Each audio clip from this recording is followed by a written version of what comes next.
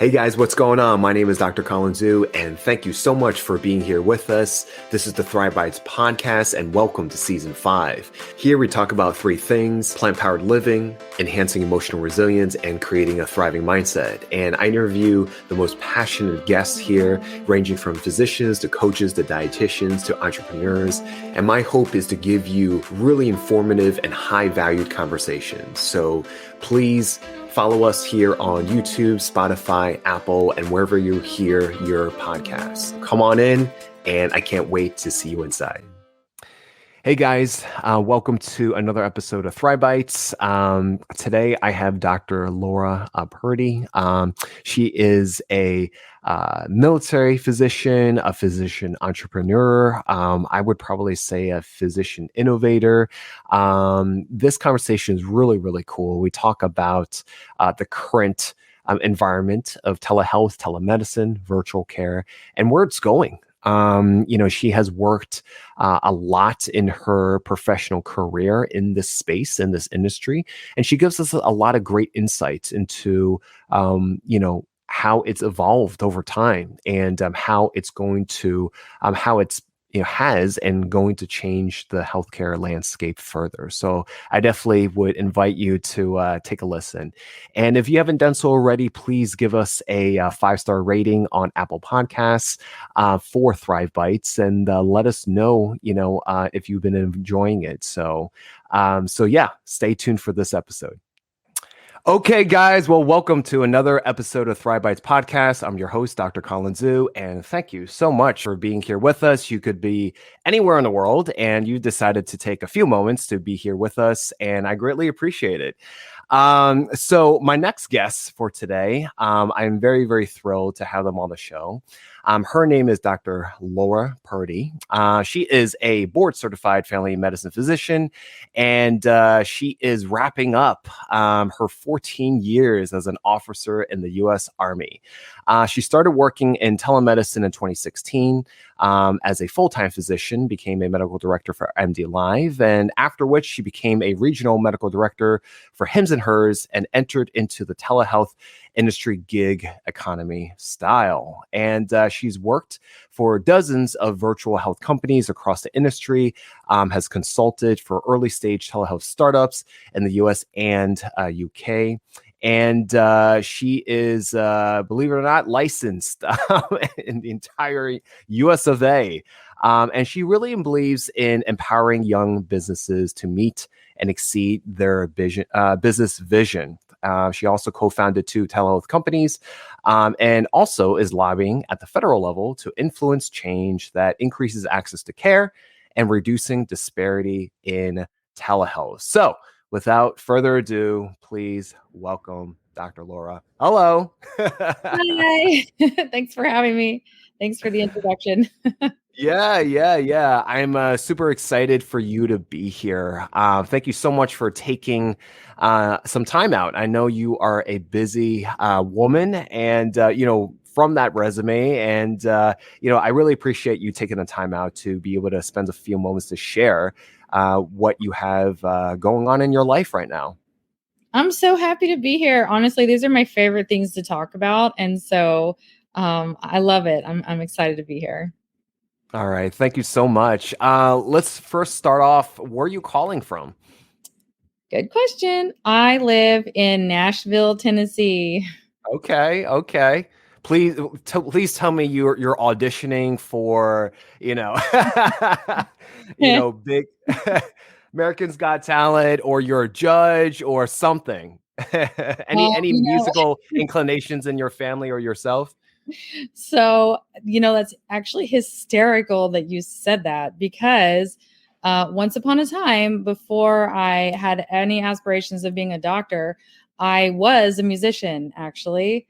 I know we did. Yeah. Who would have thought? I was a professional pianist, and the joke is that medicine was my fallback career when music didn't make it. So you're joking, but I had music school auditions scheduled at Belmont University in Nashville when I was 18 years old. Oh, that was awesome. I mean, it was just a few years ago, right? But yeah, that's cool. I did I played the flute when I was in concert band. I think it was maybe junior high, like maybe fifth grade, sixth grade, junior high. And then I also took up piano as well.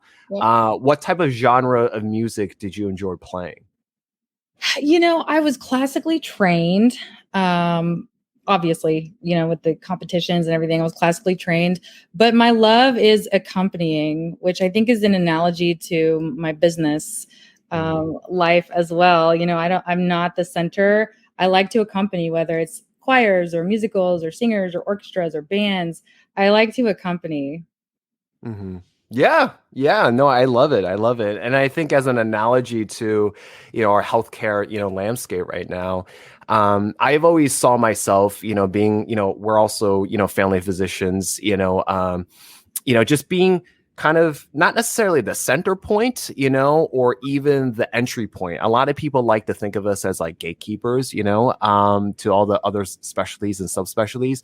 But I really enjoy just envisioning myself as being like the link in a bite chain. It's really about teamwork, and I can't do my job without everyone else, and I really value that. I've never really saw myself as the head honcho, or I really just enjoyed just being part of a team. So I agree. I think that's a beautiful analogy. I've never heard it. When you were saying bike chain, I was thinking like a wheel with spokes and, but you're right. Like, yeah, the chain that goes loose, like, in case you like fall over. right. You put it back on. That's primary care. Just put it back on. Mhm. But I think it's a beautiful analogy because none of us can do our job as well as we want to without the rest of us supporting each other in our roles. And every piece of the system is just as vital as the other to a productive delivery of healthcare. So I think you nailed it with that analogy. Yeah. No, I love using, analogies that can help me like express, because medicine is like a foreign language, right? Sometimes we're still still trying to figure it out. The vocabulary, deciphering it, translating it. We're constantly looking up stuff, running to our other colleagues, so yeah, it's definitely been a fun journey. But let's start with you. I love, asking my guests their origin story. So, from your introduction, it sounds like, you entered into medicine primarily in the military, right? So can you go into a little bit deeper? Did you start off, did the military come first? Did medicine come first? And, why in conjunction, with the two? Why marry the two together? Sure. Great question. So, we'll go all the way back to the beginning of the backstory, right? So, music fell through and I decided I was going to go into healthcare, thought I was going to go into nursing. Probably for maybe a year and a half, I thought it's going to be nursing. Maybe it'll be a nurse practitioner. And then I actually did some shadowing here in Nashville at some of the big hospitals here in Nashville, and just saw a really unfortunate, in hindsight, it's really mind blowing. It was an older woman with an atypical presentation of an NSTEMI, and it was like mismanaged. And I watched the whole thing, and the patient expired, like she died. It was really sad. And the nurses were like, "Oh my gosh, she's having a heart attack," and the doctor totally completely blew them off, and it was a really sad thing to experience. But when that happened, I said, yeah, no, I'm going to go into medicine.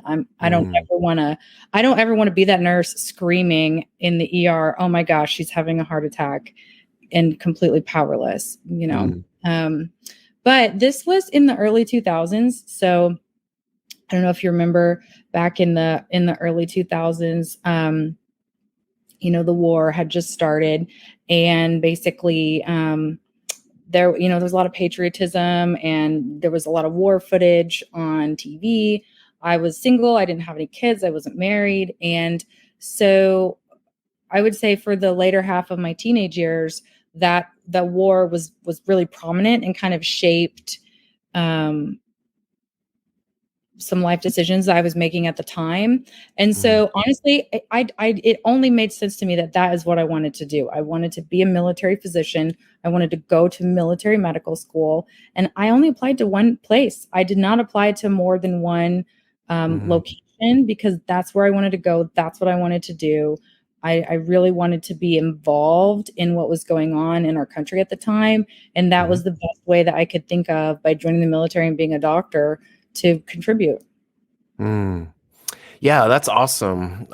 Because I've had a lot of colleagues that would, obtain the military scholarship. It was an option, for us. I actually considered joining the Navy when I was in medical school, because I love, the ocean, the water, and I thought it would be, a pretty cool gig to join the demolition squad, right? So that was, short-lived.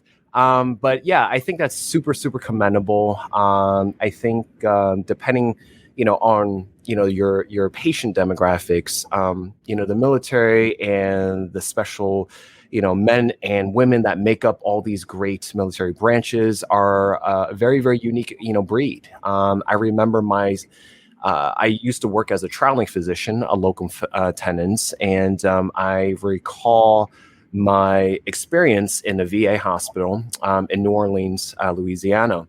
And I just remembered all the different stories that I probably saw every vet from almost every war. It was a really, really cool experience. And they would share with me their stories, the trials and tribulations, their heartaches. And, what I got was a lot of, psychiatric disorders, drug abuse, alcohol disorders, things like that. And it's sad, and not to say that it doesn't affect our civilian population, but, they go through a different kind of life experience, right? And so it definitely takes a special breed of people to be able to say like, hey, I'm here for you. So, fully, right? And like you said, like I went to one school, I applied to one school, and this is what I know that I need to do. It sounded like it was like a calling of some sort.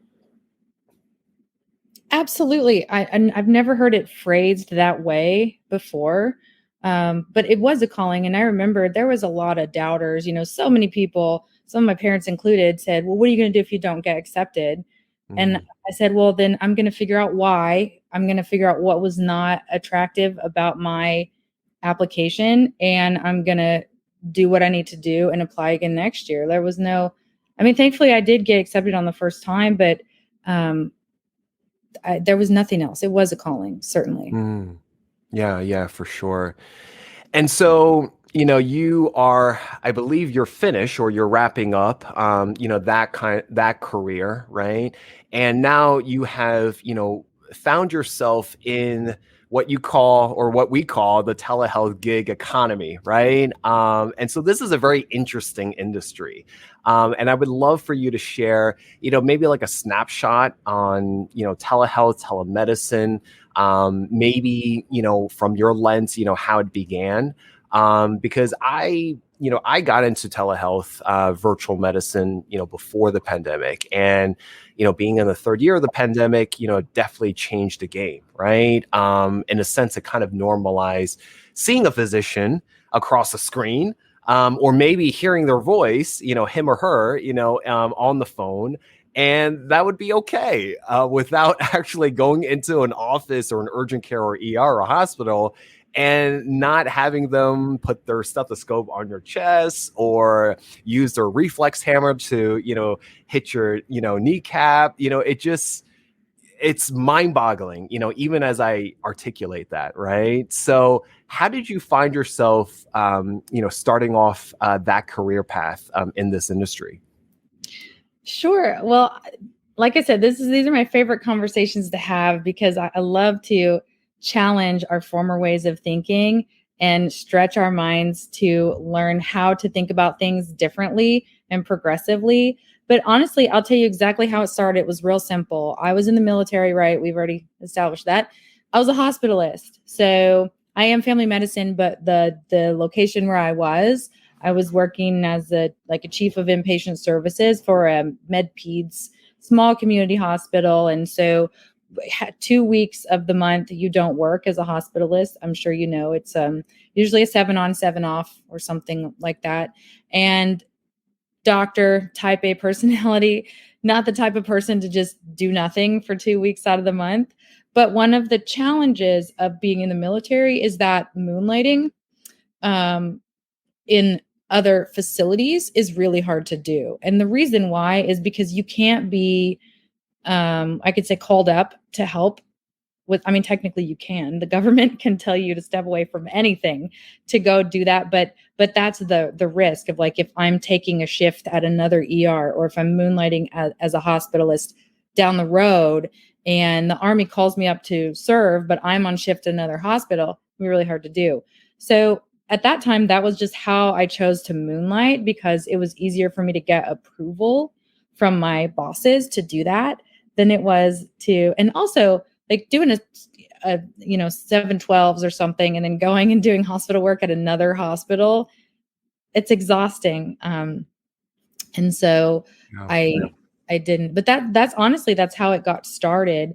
And so you ask about the history of telemedicine, which I think is really interesting. So you may remember 15, 20 years ago, the online pharmacies, as they were called, Canadian pharmacies or international pharmacies, where they were kind of shady, right? Like you could go on and order medication online, but you had no idea when it was shipping to you, and you had no idea the quality of the pills or where they were made, or if you were even getting, it would show up in an unmarked plastic baggie or something.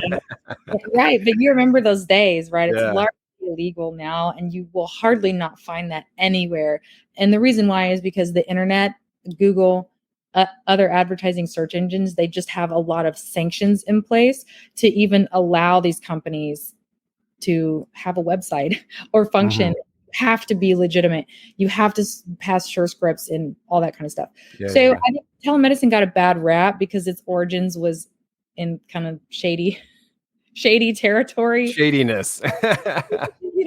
But then, and it happened. If you Google, you can find lawsuits from the early to mid 2000s where people lost their medical licenses because they weren't like acting in good faith. And also they were practicing ahead of the law, meaning, I don't like to use the term against the law when I find out that someone has gotten in trouble for something that's now legal. I say they're practicing ahead of the law, because the legislation is evolving to allow for more and more practice of medicine. But we have to be careful to kind of stay behind it or stay within it in a responsible way, because the laws are evolving. But people were practicing ahead of the law and they lost their license or they got disciplined. And that's a thing that happened during that time. So then you have some of these like urgent care, phone, video platforms that like MDLIVE, Teledoc, and the OGs of telemedicine, where, you call or you pick up a video and then there's your patient, right? Yeah. So you mentioned, I think it's kind of, weird, the thought of practicing medicine without seeing a patient. And what I say to people when they say that, I say, is it though? Because how many board certification exam questions or step 1, step 2, step 3 questions have you been able to answer and practice medicine on paper? Or when you take all of your shelf exams for all of your rotations in residency, you're basically practicing medicine on patients that aren't real, but you can read something, you can get their vital signs, you can hear their chief complaints, and you're obligated to give them a diagnosis or recommend a treatment or recommend a follow-up plan. And that's not even a real patient. That's just a test question. And so I think it is something you know how to do, and it is something that we're trained to do and that we should be familiar with doing. Because that's how we're educated to be doctors in America. But the difference is we're taking those same techniques that we use in education, right? History, listening to the patient, getting all the data you can, and then applying that into the virtual health setting. You can actually practice very good medicine virtually if we free ourselves of the notion that you have to be able to physically be in the same room as someone or laying your hands on them to be able to give them what they need. Right, right. Yeah, I find that interesting because I never thought of it in that context where, the test questions, the shelf exams, the steps, the board exams, you kind of have to imagine the scenario, right? And, for those that are listening that are healthcare professionals, that are physicians, it's pretty much they train you to the point where you kind of have to have an idea, a differential diagnosis, they say, of like your top 3 or 5 within a sentence. 47-year-old female comes into the ER with, a headache. And then your attending or your supervising physician will be like, go, right? Tell me what you think it is. and so that's how they trained us, and so you're totally right. That's a very interesting way of putting it. And the pandemic now, we're in our 3rd year, in a way has kind of normalized it. We talked a little bit off screen, off camera, and it's amazing. I see patients, virtually. You consult, and we'll talk about that as well. And it is part of our day to day. So when you started, and you got into the quote unquote thick of things, you started off as a physician, seeing patients, just kind of gaining that experience. And then you, ascended to more, executive roles. Yeah. I mean, I would say it didn't happen on purpose, but it happened just by virtue of being in the right place at the right time, willing to say yes to the tasks. I mean, one of the things I've noticed about maybe people who aren't as successful in entrepreneurial endeavors is this: you have to have that willingness to say, yeah, I'll do that, and not get wrapped up around things like, oh, are you going to pay me for every second of my time? I'll write your protocol, but what are you going to pay me for it? Like just a willingness to jump in and not expect anything in return necessarily. And a desire to improve, a desire to evolve the process, evolve the technology, evolve the practice of medicine remotely. I think stepping into directorship, leadership, executive roles, I think that's a natural progression for just the things I was doing, Right, right. And so now, from that, you've took on a lot of executive roles, and now you currently consult. What is it about, consulting all these different companies or startups, as we were talking about in your introduction, that really throws you? You said it yourself that you really love answering these types of questions, and I already know that you're passionate in it. But what is it about this form of quote unquote medicine that excites you? It's so exciting to me because we're living the future right now. Every other industry in the country, we do remotely. We do virtual school now. We do virtual banking. We do virtual shopping. We do virtual dating. You can buy a car online and have it delivered to your house. We do virtual restaurants. We do virtual like veterinary, things, and piano lessons, and everything can be done remotely. And I feel like medicine and telehealth is so deeply entrenched in these archaic notions that you can't take care of someone, or you can't be a good doctor unless you're in the same room as someone, which is wholeheartedly untrue. And I think that what's so exciting to me is that I'm living the future of my profession right now. And I think part of the reason why I do get asked to be on advisory boards or sit on panels or speak or advise is because I'm not afraid of it.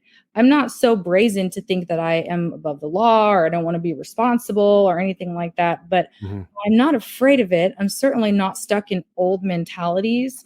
And I also, as an innovator in this industry, I want to be very keenly aware of. Hey guys, if you are interested in having a consultation with me and actually see me one-on-one, the Chef Doc Lifestyle Medicine practice has partnered with Plant-Based Telehealth, and we offer lifestyle medicine consultations. So you'll be able to see me one-on-one, and I can go over your health history and seeing what we can do to fill in the gaps.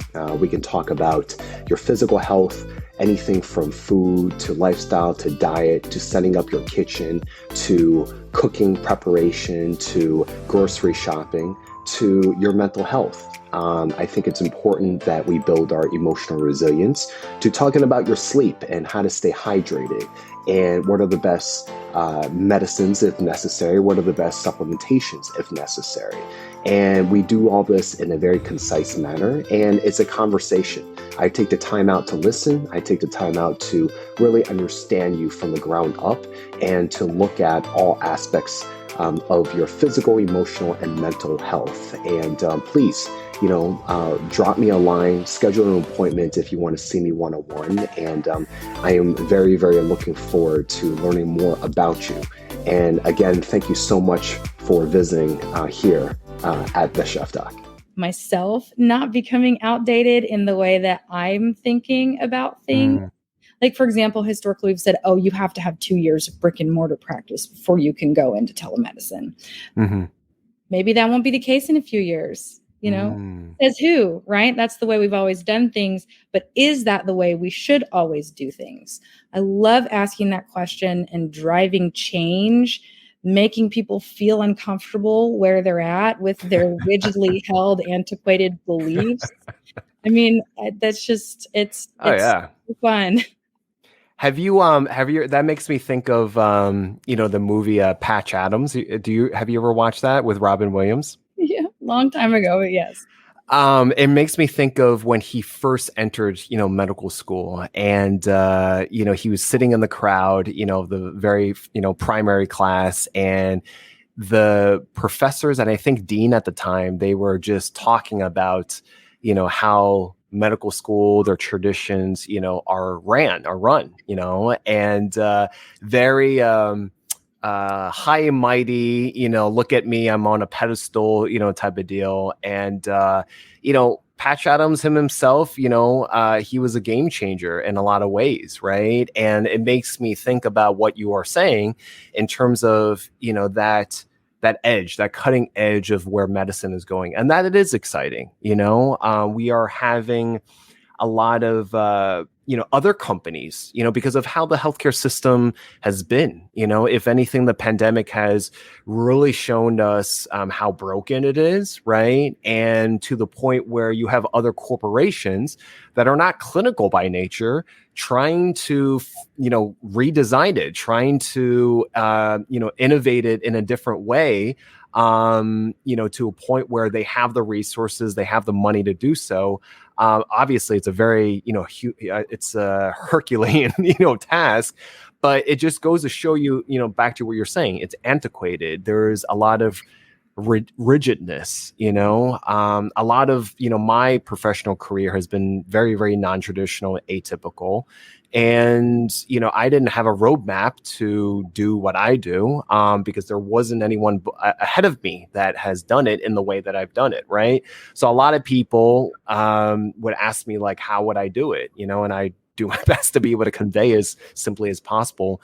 But it's the innovation. And I think that's exciting. And we need that. We need to change. And I love how you compared it to other, types of, life, just luxuries that we have, just, delivering food to delivering, like you have Amazon, you have all these different services that have been remote and virtual. Why not medicine? Right? Why not medicine? This is the question I ask people every day. Why not medicine? So we're there. I mean, we're already there. We've established a foothold. Almost all of the state laws, if you caught me rolling my eye there, almost all the states have completely gotten on board with this. And I think the barriers are much less than they were a few years ago. Yeah, seeing patients, virtually. I think my biggest gripe is honestly just having a national license to practice, to be honest. Are we any closer, Dr. Lori? Are we any closer to that? So that'll never happen. And the reason why is because each individual state retains, like, the regulatory agency is at the state level. However, there is the Interstate Medical Licensure Compact, which has probably 37 or something states in it now.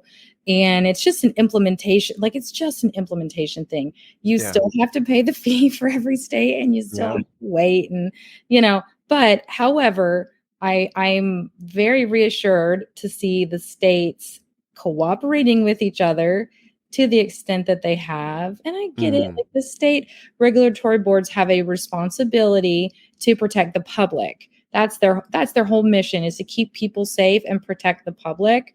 But only recently have they been able to start doing that in such a way that doesn't cause more problems for their public. It's an access to care issue. Strict telemedicine laws is an access to care issue. I actually wrote to one of the government officials in Idaho a few weeks ago, and I just told him the people of Idaho do not have as good of access to care as the people in the rest of the country because of your laws. Because of your law. And you're like, do something about it. But they will whenever they need it. When they need some telehealth and they can't get it in the way that they could get it somewhere else, once it becomes real, I think then to them on a personal level, then we start to see change. Yeah.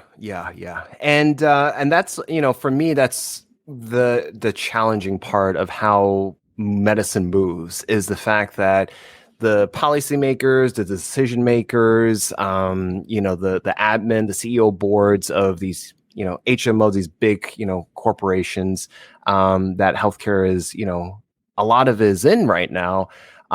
There's a mismatch, between, us doctors working clinically in the trenches. And I think when you're able to kind of bridge that gap a lot better, and be able to solidify communication, then they'll have a better understanding of what needs to be done. But until then, it's like endless meetings and, endless Zoom meetings now, right? So like this right now. Which way? Yeah. Well, I mean, there's no Zoom here, so so I won't re-traumatize you. You're right. But yeah, you're right. I mean, you're right. Yeah, exactly. So my next question is, if I had a crystal ball, right, and you and I were sitting, across the table from one another, we have a crystal ball in my hands, and I say, Dr. Laura, 5 years down the line, 10 years down the line, how much does telehealth, become a, so to speak, pillar in that, healthcare landscape or the healthcare, system? Is it a small portion? Is it a large portion? What do you think it will look like, as we continue to move and progress forward? Love it. I love that question because it's going to have the same presence that virtual anything has in any industry. And I think that big healthcare, if you will, whatever you want to call hospitals, health systems, and insurance, big healthcare doesn't need to feel threatened, because there is enough. We know there's an access to care problem. We know there's a supply demand mismatch, and telehealth serves to offload some of the cases to free up time and space in the hospitals, in the ERs, in the urgent cares. And so telehealth is here to stay, just like all of those other industries that I mentioned. DoorDash, Uber Eats, food delivery is a thing, but restaurants are still open now. Now, for the most part, I don't want to jinx anything, but Amazon is huge, but you can still go to the store if you need to or want to. What else? I mean, I can have UPS come and pick up packages on my front step because I arranged it online, or I can go into the office. And I think we're going to see a deep integration of telehealth in the way we think about healthcare. 20 years from now, when my kids are thinking about taking their kids in for a strep throat visit, I want the first thing for them to do without even thinking is reflexively reach up into their cabinet, grab an at-home strep test kit, run it, and then have those tests like beep booped into their, isn't that's what telehealth sounds Beep like? boop? Beep boop. Yeah. We'll make that a verb. They'll beep boop their test results to their virtual Dr. Zoo, who's going to be my kid's pediatrician my grandkid's pediatrician in 20 years. It'll be you, right? And then you'll get a notification. You'll say, oh, no, the Purdy grandkids have strep throat. Amoxicillin goes to the pharmacy, and we all go about our day. I would love to see that be the future of telehealth. But I think virtual rounding, virtual procedures, virtual everything, you can dream it. There's going to be a way to integrate telehealth, smart devices, remote patient monitoring. It's all going to be there.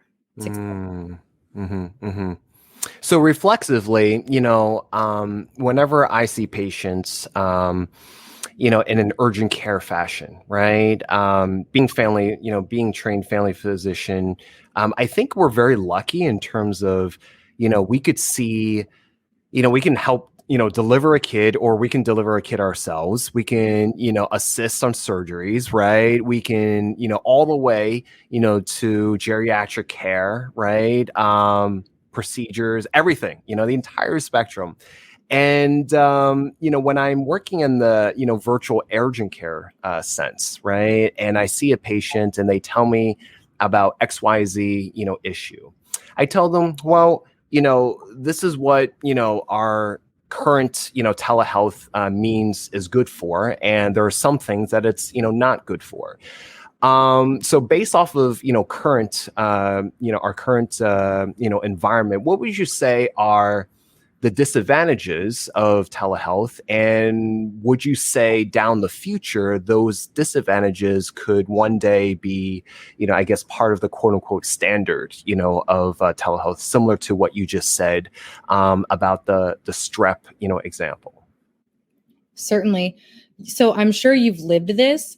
If you think about the patient encounter subjective objective assessment plan, right now, the vast majority of our gaps is objective, right? Because you can talk to them all day long, you can know what they feel, but unless they can tell you what their blood sugar and their blood pressure and their, there's a limitation in the objective. Yeah. And there's a lot. I just went to the HIMSS conference last month, HIMSS. And there is a lot of really exciting technological developments that are moving us in the direction of closing that gap in objective data. But I do feel like, and I think you really hit the nail on the head, especially as an FP, kids, geriatrics, obstetrics, urgent care, ER. I mean, we can do anything, and we are really good at knowing what we don't know. And I think, and we're okay with that. I'm totally fine with that. I know this much about this, about this. Yeah. We're totally okay with that. And we're fine with that. That's the whole point. But part of being a good telehealth doctor, and I know you've seen this, is that some people need to be told, you need to go be seen right now because that sounds like your child has a testicular torsion, or I think this could wait until tomorrow. It's 10 o'clock at night. I think this could wait until tomorrow, and I think it's going to be fine. But if this happens, go in. A lot of people really crave that wise advice, even without the objective data, even with the limitations we're working with. Simply talking to a physician or having access to advisement is more valuable than sitting at home Googling, Googling their own symptoms and trying to tell themselves what to do. Oh, it definitely won't stop them from Googling. I can assure you that. half of my time is trying my best to debunk Google, right? And then I'm like, oh, Mr. Smith, your visit's over, because I've been trying to debunk your Google searches all day long. So yeah, no, it's what is the saying? It's a blessing and it's a curse. Yeah. In terms of the informational age, I think it went from lack of information to oversaturation of information. But yeah, it is very. I completely agree with that. In terms of the sage advice, in terms of the clinical experience, and my favorite thing is when patients self-diagnose themselves, or they're like, they come in. I'm like, "What brings you in today, Mr. Smith?" And they already tell me their diagnosis, and it's really hilarious to me. But it's a great way, having this from my personal experience, having this type of industry, this platform, all the different platforms that you can serve. It's the access of care, and the same thing goes when I started doing locums. It was the access of care. I could see someone in rural Texas, who their primary care, they can't really see because they have to drive like 3 hours, right? They're caught in the windstorm and their car broke down, so access to care is really, really, important. Towards the end of, your introduction, you had talked about, those disparities, right? Those health disparities. And I think a lot of, the pandemic has, definitely exposed that and has shed more, light into that. Can you speak a little bit about how does telehealth can enhance or improve that portion of it? Certainly. You really nailed it with the windstorm thing. That sounds like I was trying to paint a good picture. Did I do a good job? I mean, it's like it's. I feel like that's Oklahoma, what you just described, because, but there are certain parts of the country where that supply demand gap is just astronomical, especially for mental health care. One of the companies I worked for a couple of years did depression and anxiety care, and I could have patients all across the country. And I can't even tell you the number of times somebody said the closest psychiatrist is 3 hours away and booked up for the next 6 months. It's just not sustainable, right? It's not sustainable. And this was pre-pandemic when I was working that role. So people were going into the office, they were working more and getting, breaking away to go to a mental health practitioner visit was just impossible. And but what's really interesting when you talk about disparities and barriers is it also gets rid of that 9 to 5 barrier.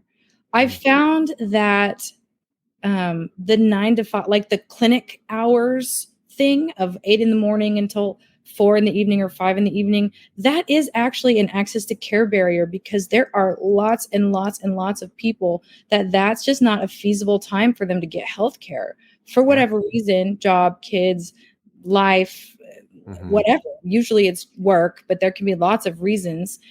Shift work. I mean, there's shift workers out there all across the world, all across the country, that's when they're sleeping. And so telehealth allows for early morning. It allows for middle of the night. It allows for immediately post-injury. And it gives so many options to people, even when local healthcare is available. But we talk all the time about how we need to keep people out of the ER that aren't emergency, and how urgent cares are flooded and overrun, and you get more sick. You get more sick when you go to an urgent care because it's full of sick people. And so even in resource-rich areas, it still provides an access to care solution by increasing that time. Yeah, for sure. I think I totally agree. It's they can have access 24/7. And it just it differs per platform, but having that ability to see someone outside of business hours is monumental, right? And like you said, life gets in the way, it just happens, and you can't see, and the doors are already closed physically.